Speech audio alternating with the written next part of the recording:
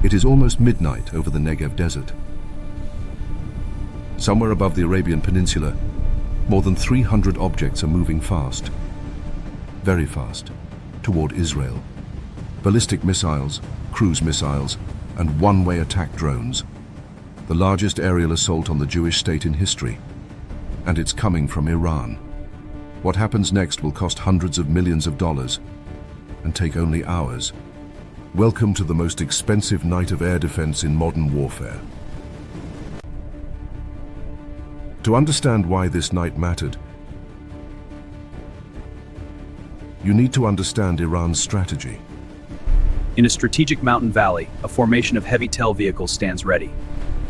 Each carries the advanced Fateh 110-10 missile, a symbol of regional power. Tehran knows it cannot outspend the United States or Israel in a conventional arms race. So instead, Iran built something smarter, a doctrine of mass and cheapness. The Shahed 136, nicknamed Geran 2 by Russia, is essentially a flying bomb with wings. It is slow, it is loud, and it costs about the price of a used car. But launch 100 of them at once. A swarm of 100 threats launches from Iran. With a 90% intercept rate, 10 evade the shield. This demonstrates the challenge of defending against a mass attack. And suddenly it's a very different problem. Iran's ballistic missiles tell a different story. The Fateh 110 and Emad series are precision weapons, road mobile, fast burning, and capable of carrying heavy warheads over 1,000 kilometers. The strategy is elegant in its brutality. Flood the skies with cheap drones to exhaust interceptors, then punch through the gaps with ballistic missiles. Its quantity defeating quality, or so Iran hoped. Israel didn't build one air defense system.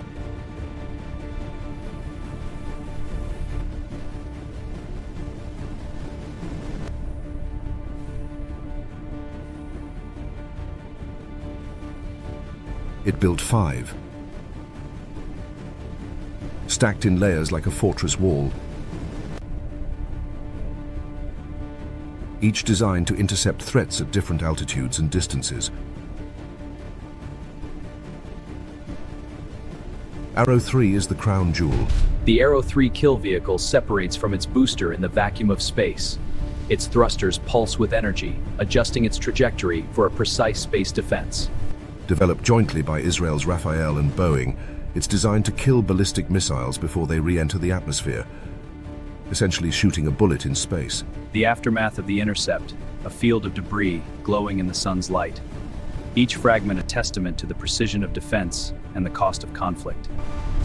Each interceptor costs approximately $2 to $3 million.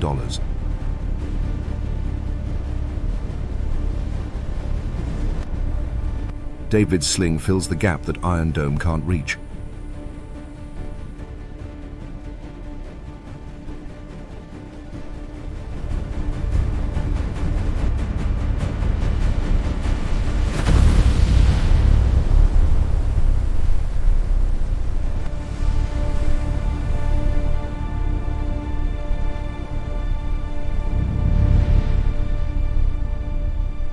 Medium-altitude threats like cruise missiles and larger rockets.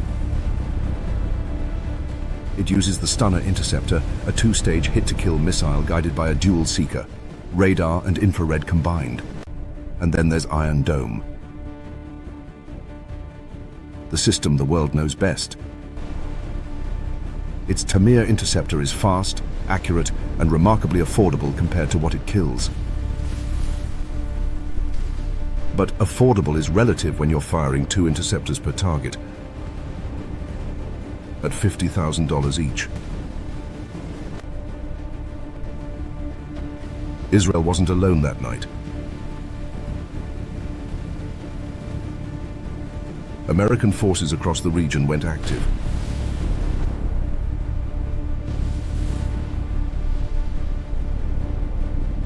US Navy destroyers in the Red Sea and Eastern Mediterranean fired SM-3 and SM-2 interceptors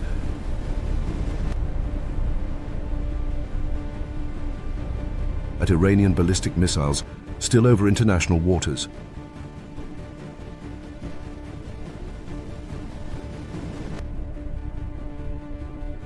US Air Force F-15E Strike Eagles, operating from bases in the region, shot down multiple Iranian drones.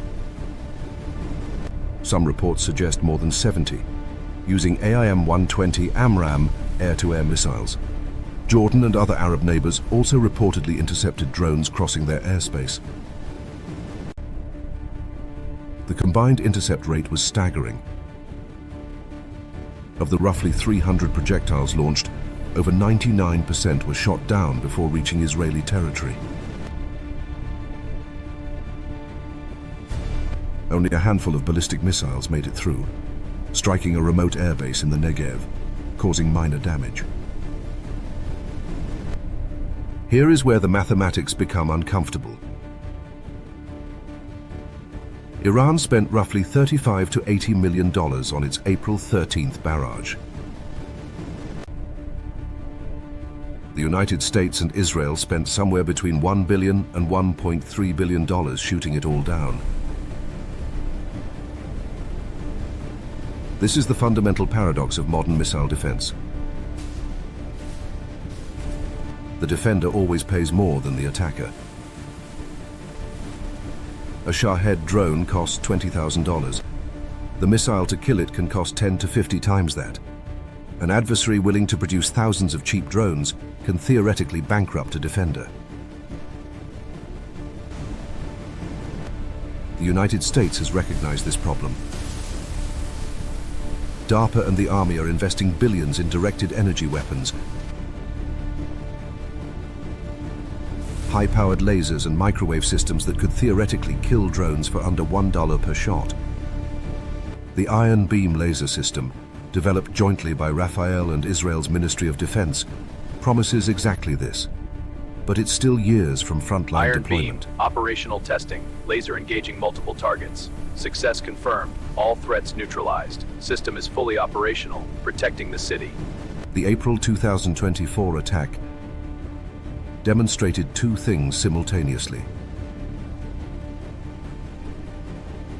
The incredible effectiveness of layered Western air defense and the terrifying scalability of cheap drone warfare.